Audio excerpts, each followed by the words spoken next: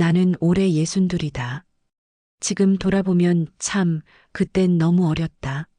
30을 코앞에 둔 나였지만 세상을 꽤 산 줄로만 알았고 남의 마음 정도는 보일 거라 착각했다. 하지만 아니었다. 세상에서 제일 안 보이는 게 바로 사람 마음이라는 걸 지금은 뼈에 사무치게 안다. 28살의 봄. 내 인생에도 꽃 같은 계절이 찾아왔다. 전 남편. 그를 처음 본 날이었다. 그는 우리 회사에 신입으로 들어온 남자였다.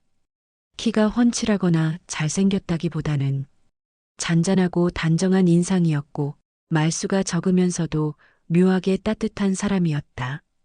누군가 놓친 서류가 바닥에 떨어지면 말없이 허리를 숙여주어 책상 위에 올려두고 점심시간엔 구석 자리에서 깔끔하게 정리된 검정 도시락 가방을 꺼내 차곡차곡 담긴 반찬통을 펼쳐놓곤 했다. 그때 썼던 그 도시락 가방이 요즘 보니 보온 도시락 가방이더라. 그때는 그런 게 좋은지도 몰랐다. 어르신들이 무거운 짐 들고 지나가면 자리에서 벌떡 일어나 제가 들어드릴까요? 하고 먼저 나서는 사람이었다. 혼자 조용히 커피를 마실 때는 늘 향이 은은하게 퍼졌는데 이제와 생각해보면 그때 남편이 들고 다니던 작은 텀블러 하나도 왠지 부지런하고 깔끔한 사람 같아 보였다. 그런 모습들이 내 마음 깊은 곳을 건드렸다. 나는 어느새 그에게 빠져 있었다.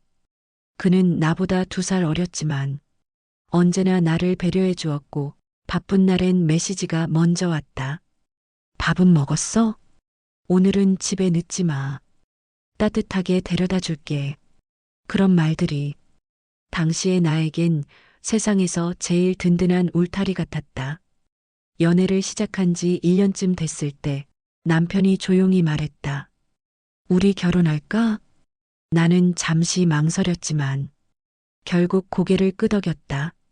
너무 짧은 연애였는지 몰라도 그때는 그 1년이 너무나 확실했다고 믿었다. 이 사람을 놓치면 안 된다. 그 마음이 더 컸다. 하지만 부모님 반응은 달랐다. 얘야, 아직 서로를 잘 모르잖니. 너무 급한 거 아니냐? 요즘 누가 이렇게 빨리 결혼을 하니? 엄마는 내 방에 들어와. 화장대에 놓여있던 작은 가습기 버튼을 껐다 켰다 하며 한참을 고민하더니 말했다. 사람은 오래 지켜봐야 한다. 겉은 멀쩡한데 속이 이상한 사람도 많아. 그땐 그 말이 잔소리처럼 들렸다. 지금은 엄마 말이 반은 예언이었다. 남편이 우리 집에 인사 오던 날 모든 분위기가 뒤집혔다. 남편은 새로 산 듯한 정장에 향도 거의 없는 순한 섬유유연제 냄새만 살짝 묻은 모습으로 꽃다발과 작은 과일 바구니를 들고 들어왔다. 엄마는 부엌에서 저녁 준비를 하고 있었는데 남편은 조용히 다가가 말했다. 도와드릴게요. 칼질 제가 할까요? 저 요즘 잘 드신다는 표고버섯 여기요. 제가 다듬어 둘까요? 엄마는 그 자리에서 마음이 스르륵 녹는 표정이었다. 칼을 들고 다듬는 모습이 어찌나 조심스러운지 마치 비싼 냄비라도 다루는 사람처럼 행동했다. 그때 엄마가 쓰던 냄비는 오래된 양은 냄비였지만 말이다. 요즘 같으면 신형 스테인리스 냄비 하나 사줬을 텐데 아버지에게는 제가 아직 모르는 게 많지만 배우겠습니다. 하며 깍듯하게 허리를 숙였다.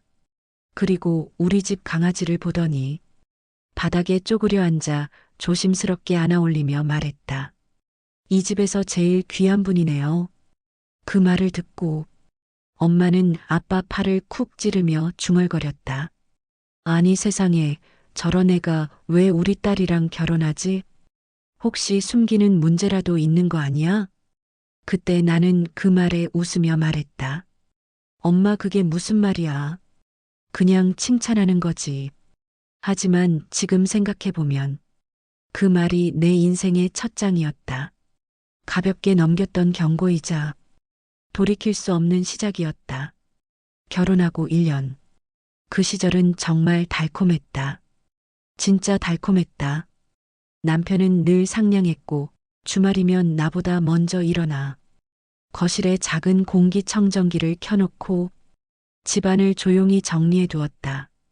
그때는 몰랐지만 남편이 유난히 향과 공기 냄새에 민감했다. 아침에는 토스트기를 꺼내 내가 좋아하는 식빵을 굽고 블루베리 잼을 예쁘게 발라 여보, 빨리 먹어. 식는다. 하며 식탁에 놓아주었다. 내 부모님을 먼저 챙기고 출장 안마 온 것처럼 안마기 하나 사와서 장모님, 여기 어깨 좀 푸세요. 하며 잘 보이려고 애쓰는 모습이 그때는 그저 고마웠다. 지금 생각해보면 지나칠 정도였다. 퇴근 후엔 작은 무선 청소기를 돌려놓고 집안을 훌쩍 정돈해 두곤 했다. 나는 그런 남편이 참 든든하고 믿음직스러웠다. 그렇게 그는 내 손을 꼭 잡고 말했다. 우리 오래오래 잘 살자. 평생 같이. 그 말을 들을 때마다 가슴 깊숙이 따뜻한 물이 고이는 듯 했다. 그 1년은 내 인생에서 가장 따뜻한 계절이었다. 그때는 몰랐다. 그 계절이 너무 빨리 끝날 걸. 그리고 그 따뜻함이 얼어붙을 만큼 차가운 진실을 나를 기다리고 있었다는 걸. 남편의 두 번째 휴대폰을 발견한 날 나는 온몸이 얼어붙었다. 그냥 요즘 사람들 말로 업무폰이겠거니 혹은 단순한 서브폰이겠거니 넘기고 싶었지만 어쩐지 손끝이 묘하게 떨렸다. 여자들은 원래 촉이 빠르다 했던가. 남편의 행동이, 태도가 어느 순간부터 달라졌다는 걸 나는 이미 느끼고 있었으니까. 그날 남편이 씻으러 들어간 틈에 나는 숨도 제대로 못 쉬며 서랍 깊숙이 숨겨진 그 핸드폰을 꺼냈다. 아무런 비밀번호도 없이 열렸다. 아무 생각 없어서일까? 아니면 내가 절대 의심하지 않을 거라고 확신해서일까? 첫 화면을 넘기는 순간 온몸에서 피가 쫙 빠져나갔다. 남자 얼굴? 아니었다. 화장을 진하게 하고 롱 패딩을 입고 셀카 각도까지 연구한 듯한 사진 속 인물은 누가 봐도 여자였지만 그 얼굴은 내가 너무나 잘 아는 얼굴이었다. 내 남편, 내가 사랑한다고 믿었던 그 사람. 속이 울렁거렸다. 다리가 후들거려 의자에 앉으려다가 그냥 바닥에 털썩 주저앉았다. 이게 뭐야? 사진만 있는 게 아니었다. 메신저 목록, 만남 어플, 그 안에서 이어진 메시지들. 형이 아니라 누나로 만나고 싶어요. 오늘도 예뻐요. 여장하고 왔으면 좋겠어요. 나중에 우리 둘만 있는 데서 입고 와줘요.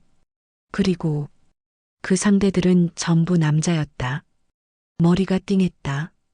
숨을 들이마시려 해도 숨이 들어오지 않는 것 같았다. 그동안 남편이 화장실에서 토하는 이유가 그저 컨디션 때문이라고 생각했던 내 자신이 너무 바보 같았다. 입술에 립밤 냄새가 묘하게 남아있던 날도 있었다. 편의점에서 샀다던 파데 자국도 기억났다. 그때도 의심할 수 있었는데 나는 왜 몰랐을까? 아니, 몰랐던 게 아니라 몰라도 된다고, 몰라야 한다고 나 자신을 속이고 있었던 게 맞았다. 남편의 변화는 이미 오래전부터 신호를 보내고 있었다. 남편은 결혼 후 초반엔 정말 자상했다. 퇴근하고 오는 길에 내 좋아하는 빵을 사오고 잠들기 전엔 꼭 내 이마에 키스도 했다. 어른들께도 더할 나위 없이 공손했고 무엇보다 내 부모님이 그렇게 좋아할 만큼 싹싹했던 사람이다. 결혼 1년 차가 되기 전까지는. 하지만 아이를 가지려고 시도한 그 무렵부터 남편은 점점 변했다. 관계를 가지는 날이면 늘 괴로워했다. 화장실에 들어가 한참을 있다가 변기 붙잡고 토하기 일쑤였다. 몸이 약해서 그런가. 그렇게 생각했다. 정말 그렇게 생각하고 싶었다. 그날도 그랬다. 내가 일부러 남편에게 미안할까봐 먼저 씻고 침대에서 기다리고 있었는데 남편은 내 얼굴을 제대로 바라보지도 못했다. 숨결은 떨렸고 손은 땀으로 젖어 있었다. 나중에는 아예 등을 돌리고 누웠다. 나는 속이 텅 비는 기분이었다. 그렇다고 따질 수도 없었다. 혹시라도 내가 뭔가 부족해서 그런 걸까? 혹시 남편이 나를 부담스러워할까 싶어서. 그런데 그게 아니었다. 부족한 건 내가 아니었다. 부담스러운 건 내가 여자라서였다. 그리고 나는 모든 조각을 하나로 맞춰가기 시작했다. 남편의 옷장에서 발견된 그날 이상한 티셔츠. 이상하게 작은 사이즈였다. 라벨만 보면 여성복. 난 그냥 패션을 잘 모르는 남편이 무심코 산 거라 생각했다.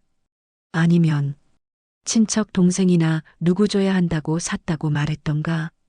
그런데 오늘 나는 모든 퍼즐을 다 보았다. 사진 속 남편은 딱 그 티셔츠를 입고 있었다. 남편의 서랍에는 내가 모르는 파우치들이 있었다. 내가 그걸 볼 때마다 남편은 말했다. 아, 아는 형이 맡겨놓은 거야. 그 말이 이제 와서 얼마나 어색하고 얼마나 찌질한 변명이었는지 깨달았다. 남편은 나를 속인 게 아니다. 결혼이라는 제도 안에 숨은 채로 들어온 거였다. 자신의 진짜 성향을 감출 수 있는 곳, 그걸로 선택한 게 바로 내 인생이었다. 나는 그 사실을 깨달은 순간 배신감보다도 더 큰 충격을 느꼈다. 남편은 이제껏 한 번도 나를 사랑한 적이 없었던 걸까? 남편이 돌아온 밤. 그날 밤 남편은 평소와 전혀 다른 표정으로 들어왔다. 피곤한 척, 아무렇지 않은 척. 나는 그 모습을 바라보며 온몸이 떨렸다. 왜 그래? 얼굴이 좀. 남편이 다가오자 나는 무의식적으로 뒤로 물러섰다. 이거 뭐야? 나는 그의 서브폰을 식탁 위에 올려놨다. 남편의 표정이 단숨에 굳어버렸다. 순간 남편은 아무 말도 하지 않았다. 아니, 입술이 파르르 떨리고 있었다. 그 미묘한 떨림이 정답이었다. 나는 묻지도 않았는데 남편은 갑자기 무릎이 풀린 듯 주저앉았다. 미안해. 그 말 한마디. 그게 전부였다. 나는 손을 떨며 겨우 말했다. 미안하다고? 그게 끝이야? 남편은 눈을 감았다. 그리고 아주 천천히 고통스럽게 말했다. 나 그걸 멈출 수가 없었어. 그 말에 눈물이 차올랐다. 멈출 수 없어서 나랑 결혼한 거야? 남편은 아무 말도 하지 않았다. 입술을 깨물며 눈을 내리깔 뿐. 그리고 나는 그때 알았다. 결혼은 선택이 아니라 가림막이었다는 걸. 내가 아니라 자신의 비밀을 보호하기 위한 안전장치였다는 걸. 심장이 아파서 숨조차 쉬기 어려웠다. 남편은 결국 말했다. 그냥 정상적인 사람이 되고 싶었어. 부모님한테도 세상에도 너한테도. 그래서 그러면 내가 바뀔 줄 알았어. 정상? 그 단어가 내 가슴을 찢었다.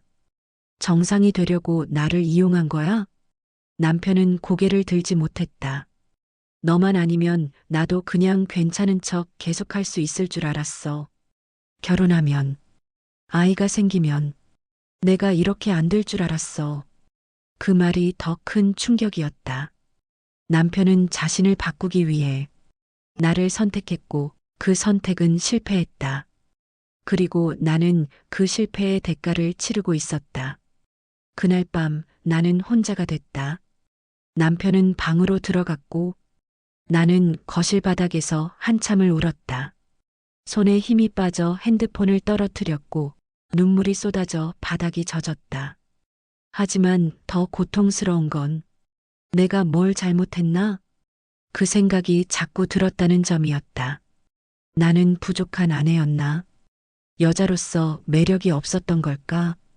아이를 갖기 위해 애쓰던 그 시간 동안 남편은 나를 얼마나 괴로워했을까? 하지만 그러다 정신이 번쩍 들었다. 아니야. 잘못한 건 나 아니야. 나는 진심으로 사랑했고 성실하게 결혼 생활을 지키려 했다. 속인 건 남편이었다. 그날 밤 나는 결심했다. 더 이상 남편에게 속지 않겠다고. 남편에게 내 인생을 바치지 않겠다고. 남편과의 대화는 그날 밤으로 끝나지 않았다.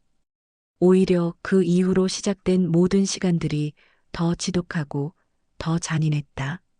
남편은 내 앞에서 미안하다는 말만 반복했지만 그 미안함은 나를 위한 미안함이 아니었다. 남편이 미안해한 건 발각된 자신, 들켜버린 비밀, 그리고 더 이상 숨지 못하는 자신의 현실이었다. 나는 그걸 너무 선명하게 느끼고 말았다. 남편은 자유를 원했고 나는 진실을 원했다. 그날 이후 남편은 대부분 방에서 나오지 않았다. 출근은 했지만 집에 오면 씻지도 않고 이불 속으로 숨어버렸다. 내가 말이라도 붙이려 하면 오늘은 좀 나중에 말하자. 늘 그랬다. 하지만 나는 더 미룰 수 없었다. 어느 날 밥상을 차려놓고 남편이 나오길 기다렸다. 밥이 다 식을 때까지도 남편은 나오지 않았다. 문을 열고 들어갔다. 남편은 이불 속에서 눈을 감은 채 웅크리고 있었다. 우리 얘기해야 해. 남편의 목소리는 기어 들어갔다. 하고 싶지 않아. 나도 하기 싫어. 하지만 해야 돼. 남편은 천천히 몸을 일으켰고 그 얼굴은 몇 년은 늙은 듯 했다. 나는 깊게 숨을 들이마시고 천천히 물었다. 언제부터였어? 남편은 잠시 침묵했다. 어릴 때부터. 그 한마디에 가슴이 무너지는 소리가 들렸다. 그러면 나랑 결혼한 건? 남편은 힘없이 웃으며 말했다. 정상적인 삶을 살고 싶어서, 평범한 남편이 되고 싶어서, 남들처럼 살 수 있을 줄 알았어. 나는 손을 떨며 조용히 말했다. 평범해지고 싶어서 나를 이용한 거야? 남편은 반박하지 않았다. 오히려 고개를 숙였다. 미안해. 정말 미안해. 나는 너를 다치게 하려고 결혼한 건 아니었어. 그럼 왜 숨겼어? 왜 말 안 했어? 나랑 아이 가지려고 애쓰게 만들고. 왜 그걸 감내하라고 했냐고. 목이 터질 듯 소리 질렀다. 남편도 결국 터져버렸다. 나도 죽을 만큼 힘들었어. 나도 내가 싫었고 이 성향이 너무 끔찍해서 없어지길 바랐어. 결혼하면 바뀔 줄 알았다고. 정상적인 남자가 될 줄 알았다고. 남편의 울음 섞인 외침. 하지만 나는 더 이상 그 말에 흔들리지 않았다. 왜냐하면 남편의 고통은 스스로 만든 것이었고 내 고통은 희생된 나에게 주어진 값이었으니까. 결혼의 마지막 조건. 며칠 후 남편이 제안했다. 당분간 그냥 부부처럼 지내는 척만 하면 안 될까? 나는 얼어붙었다. 뭐, 당장 이혼하면 양가가 난리가 날 거고, 회사에서도 소문 날 거고, 시간이 좀 지나면 자연스럽게 정리하는 것처럼. 너 지금 나한테 가짜 부부로 살아달라는 거야? 남편은 눈을 피했다. 부탁이야. 조금만 시간을 줘. 나는 남편의 얼굴을 한참 바라봤다. 결혼하고 2년 동안 그토록 순하고 따뜻하고 배려 깊던 사람. 그 모든 모습이 나에게 잘 보이기 위한 가면이었나? 남편은 내가 처음 만났던 그 사람이 아니었다. 한 번도 아니었다. 나는 조용히 말했다. 나 너한테 빌려준 인생 없어. 남편의 표정이 무너졌다. 나는 너 인생 지켜주는 방패 아니야. 내 비밀 가려주려고 내 청춘 쓰는 사람도 아니고. 남편은 울먹이며 말했다. 그럼 나 어떡하라고. 그 말이 나를 더욱 차갑게 만들었다. 그건 너 문제야. 나한테 책임지라고 하지 마. 양가 부모님에게 사실을 알린 날, 남편은 말렸다. 제발 우리 부모님한테는 말하지 말자. 그분들 충격받아. 나는 조용히 대답했다. 충격받아야 하는 건 나 아니고. 그날 저녁 나는 결국 남편 부모님을 찾아갔다. 남편은 따라오지 않았다. 남편의 어머니는 나를 보자마자 웃으며 말했다. 아유, 애들은 잘 지내지? 요즘은 손주 소식은? 나는 그냥 울었다. 말도 못하고 울기만 했다. 어머니는 당황해하며 내 손을 잡았다. 왜 그래? 무슨 일 있어? 나는 떨리는 목소리로 말했다. 어머니, 남편이, 숨이 막혀 말을 잇기가 힘들었다. 남편이 다른 여자를 만나는 것도 아니고 남자를 만나고 있어요. 순간 어머니의 손이 내 손에서 스르륵 떨어졌다. 얼굴이 창백해졌다. 뭐라고? 나는 울며 설명했고 사진을 보여드렸다. 어머니는 그 자리에서 주저앉았다. 그럴 리가 없어. 우리 아들이. 그럴 리가. 나는 조용히 말했다. 저도 그렇길 바랐어요. 그날 남편의 어머니는 한참을 울었다. 내가 얼마나 억울했을까. 그 말이 나오자 나는 오히려 더 눈물이 났다. 누군가 내 억울함을 인정해 준 게 처음이었다. 남편과의 마지막 밤. 그날 집에 돌아와 남편에게 말했다. 부모님께 말했어. 남편은 침대에서 벌떡 일어났다. 왜 그랬어? 그분들 어떻게 견디라고? 나는 차갑게 대답했다. 그건 내 책임 아니라고 했지? 남편은 절망한 표정으로 나를 바라보았다. 너 정말 나한테 이럴 거야? 나는 고개를 끄덕였다. 그래, 너한테 이럴 거야. 남편은 결국 무릎을 꿇고 울었다. 하지만 그 울음은 나를 잃는 슬픔이 아니라 자신이 세상에 들켰다는 공포였다는 걸 나는 너무 잘 알고 있었다. 그날 밤 나는 남편에게 말했다. 우리 끝내자. 남편은 대답하지 못했다. 울음만 삼킬 뿐이었다. 그 모습이 처음으로 불쌍하다는 생각이 들었지만 그 불쌍함은 내가 지켜줘야 할 감정이 아니었다. 이혼 절차. 이혼은 생각보다 빠르게 진행됐다. 남편은 처음엔 버텼지만 결국 받아들였다. 남편 부모님은 마지막에 내 손을 잡고 말했다. 우리 아들이 정말 큰 잘못을 했어. 미안하다. 정말 미안하다. 나는 괜찮다고 말할 수 없었다. 하지만 어머니 잘못 아니에요. 그 말만은 해드렸다. 남편은 이혼 서류에 도장을 찍고 말했다. 너만큼 좋은 사람 2번 다시 못 만날 거야. 나는 대답하지 않았다. 남편이 나를 잃은 게 아니라 나를 이용할 권리를 잃은 것이니까. 서류를 건네받고 돌아서는 순간 어깨에 올려있던 거대한 돌덩이가 우르르 무너져 내리는 느낌이 들었다. 이혼 후의 시간들, 이혼 후 몇 개월 동안 나는 사람을 만나는 것조차 두려웠다.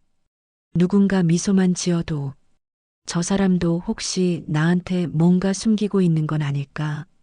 경계부터 했다. 밤마다 생각했다. 내가 그렇게까지 미련하게 사랑했던 사람은 뭐였을까? 하지만 한편으로는 깨달았다. 사랑은 내 잘못이 아니었다. 속인 게 잘못이지, 속고 믿은 게 죄는 아니다. 남편 때문에 내 인생을 혐오할 필요도, 내 과거를 부끄러워할 필요도 없었다. 나는 그저 최선을 다해 사랑하려 했던 사람일 뿐이니까. 그리고 지금 나는 혼자 사는 삶에 익숙해졌고, 혼자인 시간이 생각보다 나쁘지 않다는 걸 배웠다. 아침에 커피 내리는 시간, 식탁 위 햇살, 산책하는 길고양이 한 마리. 작지만 따뜻한 것들이 내 삶을 채우기 시작했다. 남편의 비밀에 휘둘리던 내 인생에서 이제는 오롯이 나만 존재하는 인생으로 나는 매일 조금씩 다시 살아나는 중이다. 가끔 남편이 떠오르긴 한다. 그가 만든 상처 때문이 아니라 그 상처를 딛고 일어난 나가 더 자랑스러워서 그래서 나는 이렇게 말할 수 있다. 남편은 나를 이용했지만 결국 그 사람 덕분에 나는 더 단단한 사람이 되었다. 그리고 이제는 누구의 비밀 뒤에 숨지 않아도 되는 완전한 내 삶을 살고 있다.